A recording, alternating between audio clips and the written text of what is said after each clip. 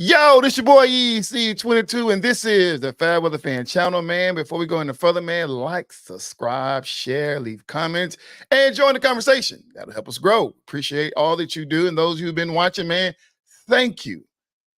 Before we dive into sports, man, I want to ask this question. Is rap, hip hop, is it becoming a sport now? Because if it is, I may have to cover it. No, you know what I'm talking about, man. All these different beefs and rap battles that's been going on. If you don't know what I'm talking about, we're talking about what the Drake and Kendrick Lamar situation that's been happening back and forth. Then you got the Chris Brown and Quavo and all these other folks that just going at it, man. And it's exhausting. It's very exhausting. It's crazy. But is it becoming a sport? I don't know. Y'all, but I have to admit, as much as I don't listen to modern hip hop, I kind of got a little nosy the other day, and I decided to go down the rabbit hole and listen to all these beefs just to see what the fuss was all about. And y'all, listen, I was thoroughly entertained. But it got dark. Oh my God. And I was particularly listening to the Kendrick Lamar and Drake beef going back and forth and the songs and stuff they put out. Y'all, it was very, very dark. Oh my God. I hope this is all just fun and games, and it's just something just to get viewership and clicks and stuff like that. Because, man, they went personal. I felt some type of way. But anyway, enough of that stuff, man. Y'all, listen, the WNBA is kicked off tonight. The start of WNBA is tonight. As it is right now, you got the New York Liberty going against the DC Mystics. They're playing right now. Liberty is winning that game. A score of 27-22. Man. And listen, your girl, Jaquel Jones is doing her thing. Jaquel has already got 12 points leading. And then you got Courtney Vandersloot with 6 points for the Liberty. They're doing a thing. And I like Sabrina Ionescu. Y'all, she's one of them sharpshooters out there. But she only got 2 points in the game right now. But they're going against, like I said, the DC Mystics. And so far, DC been hanging in there, but they don't really have too much on their squad. And the game that a lot of the mainstream or everybody will be watching is the game that kicks off in just a little bit here. Is the Indiana Fever. Debuts Caitlin Clark debuting for the Indiana Fever playing against the Warner Bonner and the Connecticut Suns. And then we have the game of the night, in my opinion, Phoenix Mercury with Diana Taurasi, Brittany Griner going against the defending champs, Las Vegas Aces, with our girl Asia Wilson over there. And then you have the Minnesota Lynx followed by and the Seattle Storm later on tonight. Listen, speaking of the WNBA, the WNBA recently announced, I think a few weeks ago, that they are now start to charter planes for the WNBA players, which is phenomenal. This is something we've been waiting for. We talked about this a few weeks on the podcast on how can we get sports fans to pay attention to women's sports, particularly basketball. And it seemed like the people have listened, but it's the way it came. I'm not mad about it, the way it came. I kind of mixed emotions. Because from what I was told and what I saw and what I assume happened, that Caitlin Clark was on her way to a game or a preseason game or wherever she was on her way to, and she was riding commercial. Coach, whatever it was, and somebody said, "Oh, this is not right. How can Caitlin Clark be sitting around riding with the common folk?" And they decide, the WNBA decided to go ahead and put some money in there and to get these WNBA teams charter flights. Now, I'm so excited the fact that somebody and the others and people are paying attention to women's sports. But y'all, Caitlin Clark is not the best we've seen. But yet it's getting attention. It's getting attention, y'all. In case y'all don't know what I'm talking about, man, let me just run down some WNBA legend history. Although what Caitlin Clark is doing is phenomenal, people are watching. I think most of it is trendy because, the situation with her and going against LSU and them girls the other last year, all that drama swarmed around them. I think that's what kind of brought some attention to the women's sports. But however it happened, I'm glad that it happened. But listen, I'm gonna just throw my top two favorite WNBA players are Maya Moore and Diana Taurasi, and in that order. I know Diana T is good; she's great, but I loved Maya Moore's game. That's my girl. She's no longer in the league. She just decided she had nothing else to offer the WNBA. She won a couple of championships, 4, I believe, and then she went on to live the rest of her life to be a mom and to be a wife and all this stuff like that, living up the good life, you know. But like I said, those are my top 2. But then you look at that Houston Comets team that kind of started it all back in '97 with Cynthia Cooper, Cheryl Swoop, Tina Thompson, and then Tina Charles on that squad. Oh my God. Y'all, if y'all ain't been watching women's basketball, man, that is the legend. That's where it all got started. Those women were balling. They started this thing off and they kept winning for 4 years. 4 years in a row they won. And then, you know, you got people like Tamika Catchings, obviously Candace Parker, Lisa Leslie, Cabby Poindexter is on their list.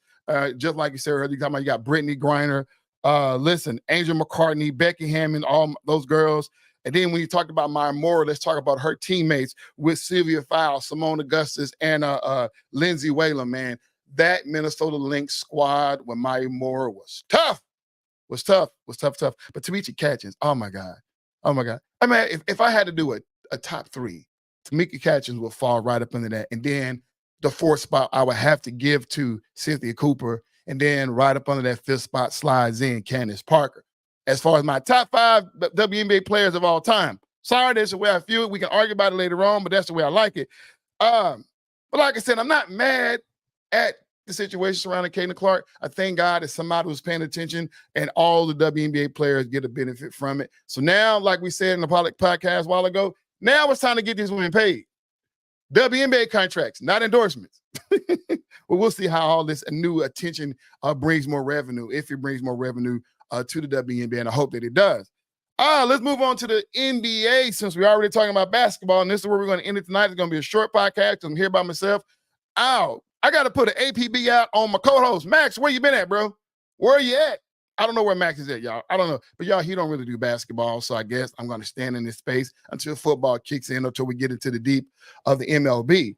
But listen, right now, let's just do a quick rundown over the NBA second round. Let's start with the Mavs and the Thunder. 2-2. My thoughts about the Mavericks right now in this 2-2 tied series with the Oklahoma City Thunder. Mav just pretty much didn't show up to play on the last game yesterday. They didn't show up to play. I mean, PJ Washington was your leading scorer. How can this be with Kyrie and Luka out there? I don't know. I don't know. I think Luka's still nursing that knee. He still was limping around out there yesterday. And y'all, Kyrie seemed like he is, I don't know, on vacation already. You know, I don't know. I just don't know. Somebody need to talk to him. But if the Mavs get back into the groove of things, y'all, if they do their thing, if they do what we in the Dallas area know they can do, they could come out on this series. I'm going to still hold true to my prediction. I believe that the Mavericks will win in 6 unless Thunder win another game. Right now it's tied. I think the Mavs can win 2 more games back-to-back and end this thing in 6. I don't want to go to 7 because it'll be played in OKC, and y'all, the OKC fans, they come out. Moving on to the T-Wolves and the Nuggets. Listen. We all thought it. All of us are wrong. Everybody's wrong. I heard people start talking about how the whole TNT, well, not TNT, but Stephen A. Smith and Shannon Sharp and the whole ESPN crew, how all of them got it wrong. Listen, I'm wrong too. I just knew it was going to be a sweep, at least a 5-game series when it came down to Denver Nuggets and the T-Wolves. But, man, Denver have showed up to play. They reminded all of us that they are the reigning champions, and they are not ready to go home. So, man, they have really turned the tide of this series around. And, y'all, the way they've been playing these last 2 games, y'all, I am on board to say it is fair to say that they're the best-looking team in the NBA right now in the postseason. When here last week, I said it was the T-Wolves, the Mavs, and the Clippers last week. But now, man, I think hands down the Denver Nuggets, man, look good. They're clicking all cylinders. Yeah, I didn't necessarily like the Joker winning a 3rd MVP, especially since it was a real tight race between Shai Gilgeous-Alexander and Luka Doncic. You know what I'm saying? I believe that if you're going to give a guy another MVP award like that, it has to be unanimous. But they gave it to him, and the dude can ball. The dude is smart. So I ain't mad at it too much, but, you know, I'm kind of biased towards Luka. Boston and the Cleveland Cavaliers. First of all, Boston fans, y'all shouldn't have gave them 1 game. That should have been a sweep.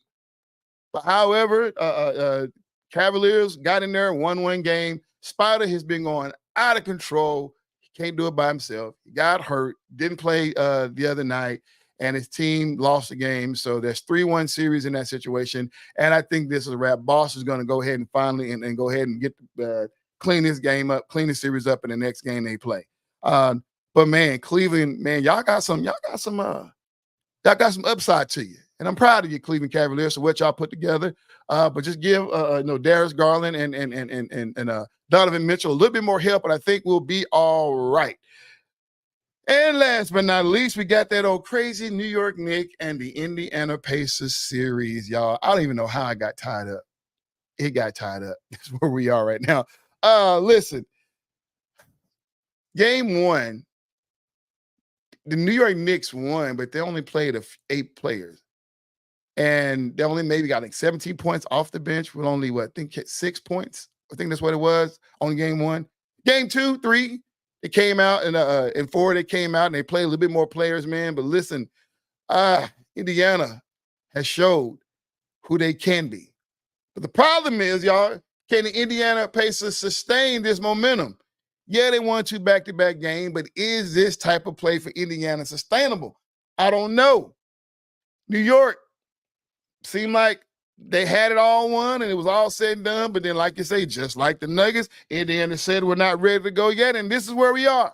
So, y'all, this has been some good playoff basketball. Y'all, I'm excited for what's going on. And y'all, that's all I have for the show. But I do want to mention one thing, and I'm pretty sure all you NFL fans out there have already seen it. This contract situation when it comes down to Jared Goff and the Detroit Lions. What do y'all think about the money that they gave this guy? And does this set the stage for Dak Prescott to get some money? We don't know. But y'all, I'm going to details about my thoughts over on the next podcast. It's going to be starting here in the next 22 minutes. Over on Facebook Talk Radio with Lewis Mefford. Stay, if you're on Facebook, keep watching. At the top of the hour, 7 o'clock, we'll be going over to Facebook Talk Radio. We're going to be talking with Lewis, Professor, and Coach Martez Turner, and then Officer TJ Claiborne. We're going to be over there discussing these situations with this contract, and is it a good contract or not? But I'm going to give you a little preview. He did not need all that money. He didn't. That was a lot of money to give a one, Jared Goff. But here's the thing, people, I understand it. They are going to go with him. There's no other quarterback out there. Might as well get the thing buttoned up and get it done. Might as well. The money's out there on the table. You got to spend it. So therefore you get, because I mean, Kirk Cousins got some money. I didn't think he deserved the money he got. So why not Jared Goff, right? I mean, they're going to be the best team coming out of that division anyway. So, hey, y'all, this your boy EC22, man. Once again, man, like, subscribe, share, leave comments, y'all. And before I go, I'm going to talk about it again, and I've been promising it. And you guess it, it is the FairWeather Fan giveaway. Is coming up soon. But like I said, y'all, and I'm going to keep saying it, it's not going to be the traditional way with the giveaway. Giveaway is going to be simple. I'm not going to announce it. It's coming up soon. That's all I keep saying. I'm not going to announce it. So it's going to be a random day, a random podcast, live podcast. At the end of the podcast, I will just throw a question about the current podcast. And then if anybody who gets in the comment section get it right, you win $100. That's just the way it is. No matter who you are, you win $100. And the reason why I'm doing it this way, because I obviously want to make sure that I get the viewership, that I make sure that I get you guys entertained and stay along. Because some people jump in, they jump out. Hey, I understand it's 6 o'clock. People trying to get the kids on to eat and all this stuff like that. I'm not mad at you. I understand what you got to do. But you know, I think when I give people, and it was fun, and this is only going to be for this next one, right? Just for the next one. Because usually when I give out a promo, then I got a lot of people watching, the people who don't normally watch, and there's always the people who don't normally watch is winning the money. I want to give the opportunity to you people who are faithful here, to constantly watching, to get $100 from me, instead of me giving it to random strangers that don't never visit the show for only for that one time. Because y'all be amazed. When I promote this thing, oh my God. They're like, I be looking at the feed like, man, there'd be a bunch of people on there, and they be trying their best to win that money. My first time I had to give out 2 winnings just because too many people was on. But yo, man, like I said, the FairWeather Fan cash giveaway is coming up soon, man. But hey, this your boy EC22. That's all I have for you guys. Man, stay on Facebook if you're on Facebook, man. Join us at the top of the hour. Facebook Talk Radio. I'll be hanging with your boy Lewis Medford, the professor, Coach Martez Turner, and Officer TJ Claiborne. Man, stay tuned. Here, and I'm out.